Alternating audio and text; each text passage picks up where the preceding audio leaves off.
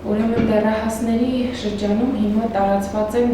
օգտագործել էներգետիկ ըմպելիքները։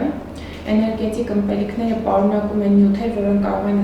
սրտի զարկերը արագացնել եւ նյարդային գրգռվածություն առաջացնել, ինչպես նաեւ կախում։ Այդ պատճառով ծնողները պետք է բացատրեն, որ դեռ իրենց տարիքը չի եւ փոխարինել այդ ըմպելիքները բնական հյութերով կամ թեկուզ այն քաղցրավենիքներով հացաբուլկեղենային, որոնք որ իրենցից վտանգ չեն ներկայացնում, օրինակ ոչ իհարկե գրեմներով, օրինակ կաթնաշոռով թխվածքները կամ տնական պատրաստված թխվածքներով կամ տնական պատրաստված կոմպոտներով երեխաներին պետք է նստել եւ բացատրել, ժամանակ տրամադրել, որ դրանք իսկապես շատ վտանգավոր են, դրանք կարող են բերել վատ հետևանքների։ Արժի մտածել այդ առիթով, որ էներգետիկ ըմպելիքները որոշակի տարիքից արգելվեն եւ որոշակի տարիքից սկսված նոր թույլատրվեն։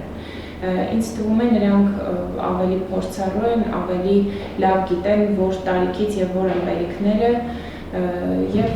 իմ կարծիքով կգա ժամանակ, որ արդեն այդ թեմայով էլ նախագծեր կմտածվեն։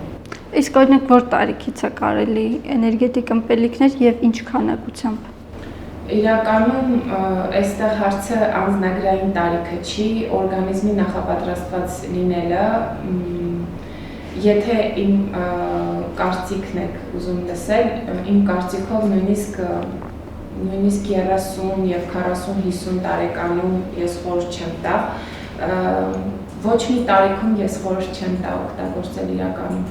որովհետև տախիկարդիա, այսինքն արիթմիաներ եւ սրտի խնդիրներ կախում կարող է առաջացնել նաեւ բարձր տարիքում, հասուն տարիքում, որովհետև հասուն տարիքում էլ մենք ունենք հիվանդություններ քրոնիկ, դրան կարող է այդ հիվանդությունների վիճակը կարող է վատ տարածնել, դրա համար ոչ մի տարիքում ես խորհուրդ չեմ տալիս։